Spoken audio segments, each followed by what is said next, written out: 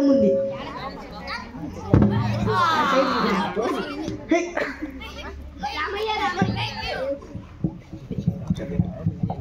రామయ్య రామయ్య ఆగు, ఎందుకు ఆ చెట్టును అలా నరికివేస్తున్నావు? ఈ చెట్టు ఈ స్థలానికి అడ్డంగా ఉంది తల్లి. నువ్వు పొలంలో అంతగా కష్టపడి నీరసించి ఈ చెట్టు కింద నీడలోనే నిలబడుకుంటావు. అదే ఈ చెట్టును కొట్టేస్తే కనుక నువ్వు ఎక్కడ నిలబడుకుంటావు?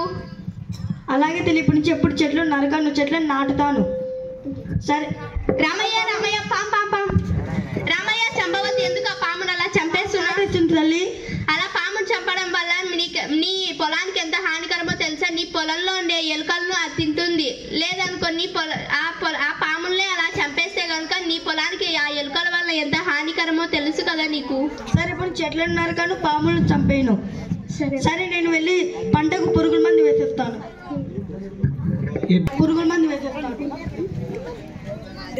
సరే, ఇప్పుడు నేను పంటకు వెళ్ళి పురుగుల మందు కొట్టేసేస్తాను పంటకు.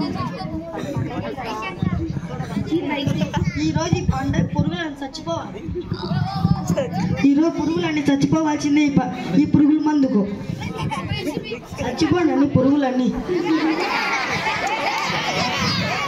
రామయ్య ఆగు, ఎందుకు ఆ పంటకు అలా రసాయన ఎరువులు వేస్తున్నావు? ఈ పురుగులన్నీ పంటను నాశనం చేస్తున్నాయి తల్లి. పంట నాశనం చేస్తున్నాయి, మళ్ళీ నాకు తినడానికి అందుకేం ఉండదు. నువ్వు ఈ రసాయన ఎరువులు వాడడం వల్ల నీ పంటకి ఎంత హానికరమో తెలుసా? నీ పంటలోని ఉండే వానపాములన్నీ చచ్చిపోతాయి. సరే, ఇప్పటి నుంచి చెట్లను నరకాను, పాములను చంపను, పంటకు పురుగుల మందు ఎప్పుడు సహజంగా దొరికే ఎరువులనే వాడతాను. థ్యాంక్ యూ తల్లి, నాకు చాలా విశేషాలు తెలిపావు.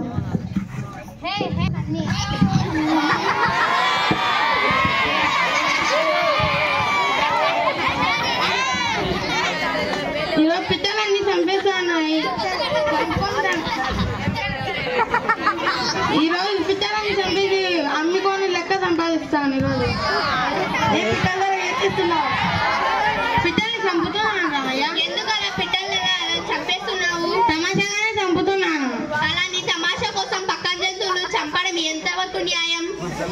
అయితే మరి దానివల్ల మనకి ఏం ఉపయోగం? అవి నీ పొలంలో ఉండే పురుగులను అందుకు తింటుంది. అలాగే నువ్వు అలా చంపేస్తే కనుక నీ పంట పొలంలో ఉండే పురుగుల ద్వారా నీ పంట మొత్తం నాశనం అయిపోతుంది. సరేనమ్మా, ఇప్పుడు నుండి చంపాను.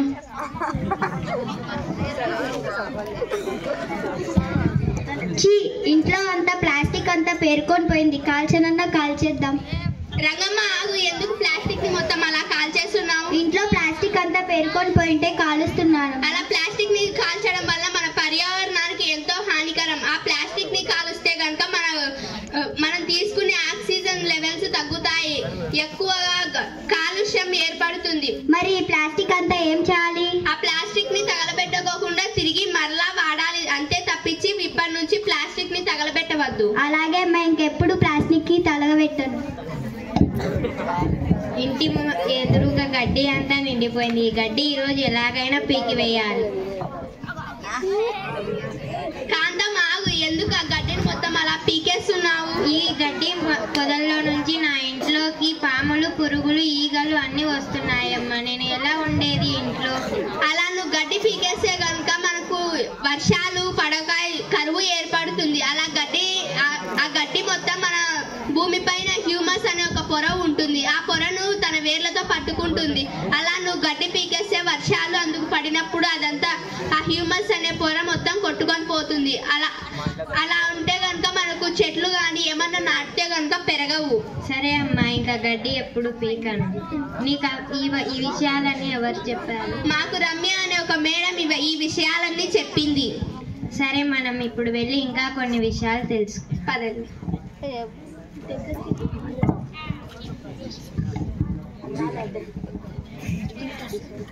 ఏంటందరు ఇలా వచ్చారు? మేము నీ దగ్గర కొన్ని విషయాలు పర్యావరణాన్ని ఎలా రక్షించాలో తెలుసుకోవడానికి వచ్చాం. చెప్పండి. ఈమె పేరు రంగమ్మ. ఈమె ఎప్పుడు ప్లాస్టిక్ ను తగలబెడుతుండేది. ఈమె పేరు కాంత. ఈమె ఎప్పుడు గడ్డి పీకుతూనే ఉండేది. ఈయన పేరు రామయ్య. ఈయన ఎప్పుడు చెట్లను నరికివేస్తూ పాములను అందుకు చంపుతూ ఉండేవాడు. ఈయన పేరు పిట్టలదొర. ఈయన ఎప్పుడు పిట్టలను చంపేవాడు. మరి ఇప్పుడు ఏం చేస్తున్నారు? ఇప్పుడు ఇవన్నీ మానివేసి మంచిగా ఉన్నారు. ఈమెమో ప్లాస్టిక్ ని తగలబెట్టడం మానేసింది, ఈమె ఏమో గడ్డి పీకడం మానేసింది, ఆయన ఏమో చెట్లను కొట్టడం మానివేశాడు. ఆ పిట్టల ద్వారానేమో ఇప్పుడు పిట్టల్ని కొట్టడం మానివేశాడు. పూర్వం మనుషులు, వృక్షులు, జంతువులు అన్ని సమతుల్యంగా ఉండేటి. రాను రాను మనుషులలో స్వార్థం పెరిగి చెట్లను కొట్టివేయడం, జంతువులను, పక్షులను చంపివేయడం చేస్తున్నారు. అందుకు సమతుల్యం దెబ్బతింటుంది. చెట్లకు నీళ్లు పోయడం, జంతువులకు పక్షులకు గింజలు వేయడం, జంతువులను అడవులలో సమతుల్యంగా ఉంచడం చేయడం మంచిది. మనం ఇప్పుడు ఒక స్లోగన్ చెప్దాం.